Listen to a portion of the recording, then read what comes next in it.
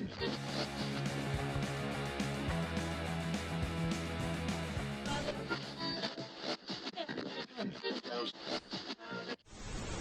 I'm Amy, thank you for tuning in.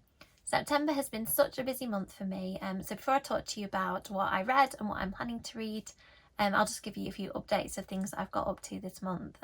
Mina and the Slayers came out on the 1st of September.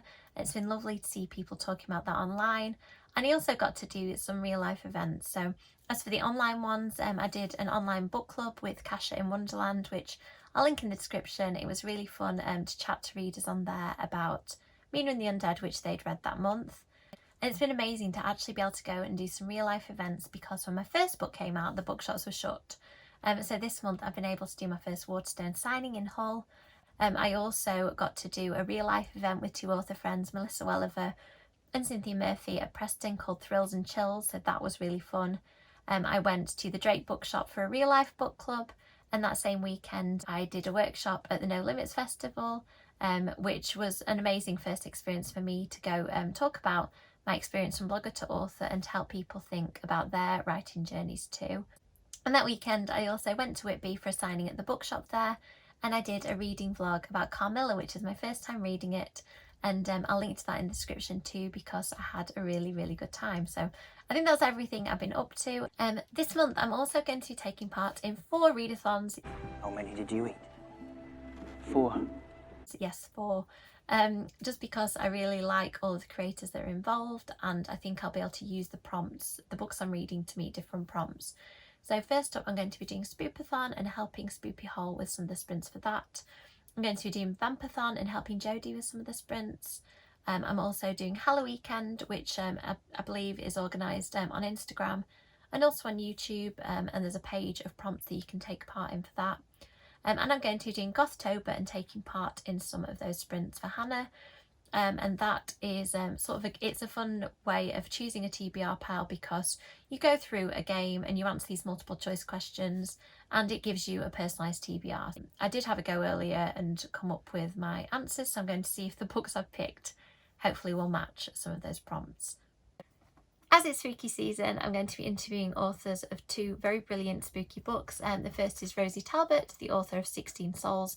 This is the proof copy, but 16 Souls comes out later in October. I'll put the details in the description for that. I'm going to be interviewing Rosie live on the 7th of October, so if you'd like to come along and watch us live, you can ask questions in the chat. If you want to watch it afterwards, obviously you can just see the recorded version. 16 Souls is an absolutely brilliant story of a boy who can see ghosts. He ends up embroiled in a murder mystery and in the cutest relationship with another boy who he falls for. Next, I'm going to be interviewing Aislinn O'Loughlin, the author of Big Bad Me. I'm going to be interviewing Aislinn also live. Aislinn's book is also out this month. Again, details in the description of how you can order that. And this is a brilliant book that is about werewolves, it's about vampires, and it's about family, and it's very much a mystery, some romance, some horror feels. It does all the genres I love really well, so I'm really looking forward to interviewing those 2 authors on my channel. So somehow, with September being really busy, I still managed to read quite a lot of books, probably because I was on a lot of car journeys. So I'll go through those with you and then tell you what I'm planning to read in October. So first, I listened to Good Girl Bad Blood by Holly Jackson as an audiobook. It is a reread, but I've not listened to the audio before, and again, I absolutely love these books. On the second read, I still found it really exciting. I'd forgotten some of the plot twists, so that was really good. Feeling like I'd experienced those for the first time.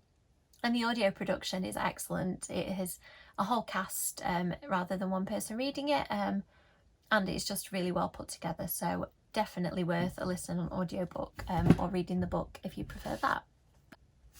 Next, I read At Gravesend, the next Night Huntress book on my Kindle.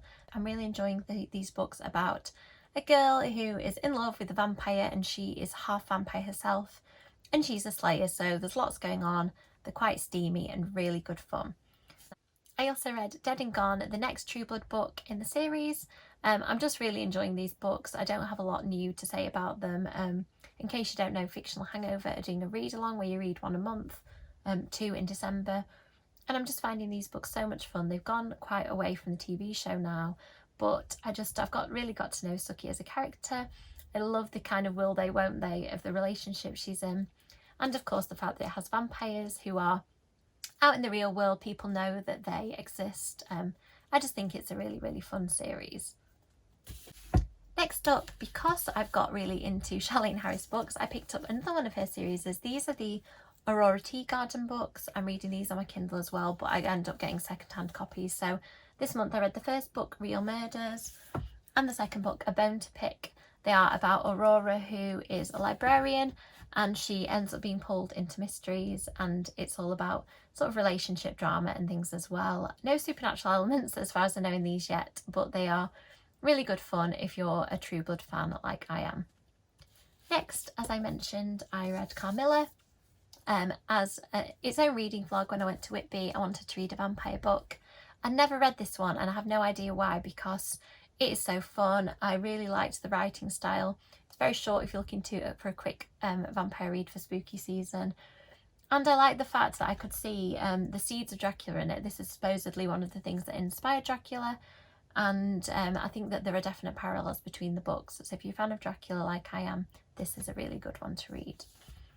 Next we have Lord of the Fly Fest. Most people who know me know that I'm a big fan of Last Girl by Goldie Moldavsky, and I really enjoyed her next book as well. This one is about a bunch of people who go thinking that they're going to a festival, and they get there and find that the festival isn't real and they've been conned. And it turns into sort of a mystery where the main character, who is a podcaster, is trying to find out what happened in a real life crime that she can talk about on her podcast. I'm not going to say anything else about the plot because I don't want to spoil it, but it's a really fun read. If you're a fan of sort of YA horror thrillers, I definitely recommend giving this one a go. It's more on the thriller side, this one, so it's a good read for spooky season too, I think. Next we have Stein Tinglers by R.L. Stein. I absolutely loved this one. I haven't read as many of R.L. Stein's sort of younger books. I think this is more of the Goosebumps style, and I actually still found it pretty creepy. Some of the stories in particular had a real sting at the end of the story, like a sting in the tail, and they were just fun, unpredictable. I liked the fact that I could read them in bite-sized chunks, and each one had something new to offer, so I really, really enjoyed this. Next, my second Darcy Coates book, I think this is, and I think I enjoyed this one even more. I read Haunting of Lee Harker, I think it's called, the last one that I read, but this one I thought was absolutely amazing. It is about a woman who inherits a house and that ends up being not what she thinks and is haunted, and it's just a really cleverly done book, very well plotted, and it unfolds in a very intriguing way. And it's interesting how it is about one main character and spends quite a bit of time on her own in the book, but it still feels like she has lots of agency, and even though there isn't a load of dialogue in a lot of places, you get her insights into it. So very well done. I'm definitely going to read more Darcy Coates books. My final non-spooky read for a while was The Agency for Scandal by Laura Wood. I knew I had to read this one even though it isn't spooky, because I love Laura's writing, and this one I think is probably one of my favourites of her books. So it is about a group of women who in I think it's the 1800s, have set up a society of spies to support women who are in really difficult situations. And it's just so brilliant. The kind of mystery side of the plot is excellent, and there's a very, very lovely romance too, which is quite slow burning, and a main character who has lots of agency and I really liked, and also her love interest I really, really liked as well. Laura Wood writes very, very good relationships. I'm already about 3/4 way through Friendo Lives, thanks to Spoopy Hall's reading sprints that we did earlier today. I'm really enjoying this one so far. I loved Clan and Cornfield, so I'm hoping I'm going to love the sequel just as much. So I've got a huge pile of books to read in October, partially because I'm doing so many readathons, partially because I sometimes save up spooky books by the time I get to this time of year, and I've ended up with lots of them. So let's get into it. Hopefully I'll get as many of these read as I can this month. I've got Waking the Witch by Rachel Burge. It's been on my TBR a couple of times, so I definitely want to check this one out. It's based in Arthurian legend. It's about witches, hence the title. So I think that this will be a really, really good one for this time of year, and it's quite short if you're looking for a short spooky read. I've had this one, The Big Wolf Conspiracy, on my TBR pile forever, One of the prompts for one of the readathons I'm doing is to read a middle grade book, so I thought this one would be perfect. It says, when UFO-obsessed Lucy Sladen sneaks out to investigate unexplained disappearances in her hometown, she finds more than she bargained for: a huge hairy creature, a well-dressed newcomer named Milo Fisher, and a deep-rooted secret. So I think this is going to be a really good spooky middle grade.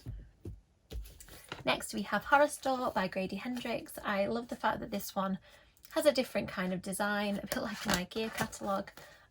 So I don't know much about this except that it is based in some kind of spooky shop. I did get a signed edition from Forbidden Planet, so I'm looking forward to giving this one a very gentle read because it's signed. Next up, I finally picked up The Lost Girls by Sonia Hartle, which has been on my list for a while, and I finally took the plunge and bought the book.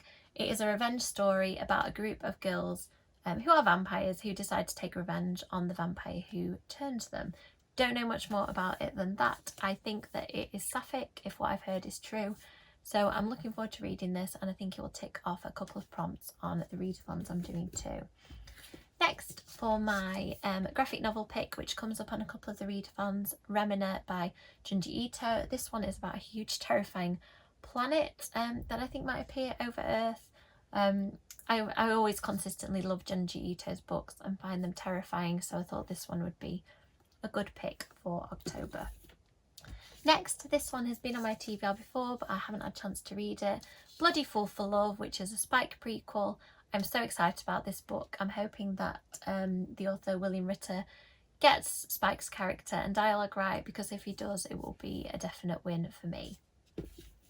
Next, we have the new Red Eye book. I love Red Eye. They are these brilliant, scary YA horrors if you've not come across them before. Alex Bell wrote some really particularly scary ones called Frozen Charlotte and Charlotte Says, about spooky dolls. Don't know anything about this except the cover and the title. I'm not going to read the blurb because I'm sure Alex is going to terrify me and I want the surprise. Next up, I remember this is for Halloweekend. One of the prompts for that is to read a book that is one of the host favourites, and this is a host fave. I've been meaning to read more Riley Sager since I really enjoyed The Final Girls, and I thought that this would be a good time to read one. Next, I think I'm going to get the audiobook for this because it is quite long. My Heart's a Chainsaw by Stephen Graham Jones. I've read a couple of his books before, including The Last Final Girl, I think it was. I really enjoyed that, and a few people have told me that I need to read this one, so I'm hopefully going to listen to it this month. Next up, we have Cirque Berserk for a novella pick. I think one of the readathons asked for it. It might have been Halloweekend. This comes up quite a lot on HorrorTubers lists. It's by Jessica Guess. I don't know anything about it apart from it's set in the 80s and it is horror, and that was basically all I needed to know. Next, I've been sent this book, so I'm going to try and squeeze it in this month. Good Enough to Eat by Gina Blaxall. It's a fairy tale retelling of Hansel and Gretel. Sounds quite spooky and sinister. I don't know if it's middle grade. From the length of it, I'm guessing it might be. And the font size and things, it could also be YA, but the cover is beautiful. I like the fact that it sounds like a spooky fairy tale. It's not my usual genre of choice, but I do love them when I read them, so hopefully this will be a really good one. I'm also going to be reading a book this month that hasn't come out yet, and that is the Lurking in the Dark anthology. Lurking in the Dark anthology. I have got a werewolf short story in this one called Bad Moon Rising, and it's a HorrorTubers anthology, so it's written by a lot of people who make HorrorTube videos. I'm really looking forward to reading the other stories written by the other booktubers. So I think what I'm going to do is when it comes out, I'm going to make sure that I get a physical copy. It comes out middle of October. The ebook is pre-orderable now, and if you're interested in a physical copy, if you hang on until then, when the book comes out, you are able to order the physical copies. So the next book I'm going to be reading is Dead in the Family. This is the continuation of the Sookie Stackhouse series. As I mentioned, I've been reading these as part of the Fictional Hangover book club. I'm always really excited about these. They are something every month that I look forward to, and now I'm going to really enjoy. I have been reading them on my Kindle, and I find that reading a little bit every night is just a really nice way to end the day. And finally, a book that's been on my TBR pile so long, These Witches Don't Burn, and for whatever reason, it's one of those books that I can't find it when I want to read it, or I've just not gone to it, but I absolutely love this cover. I know that it is about witches. I think it is sapphic. I think there might be a mystery in it. So it ticks a lot of boxes of things that I'm looking to read this spooky season. and that is it. I think I've set myself too many challenges of 4 readathons to do and lots of books to read, but hopefully I will manage it.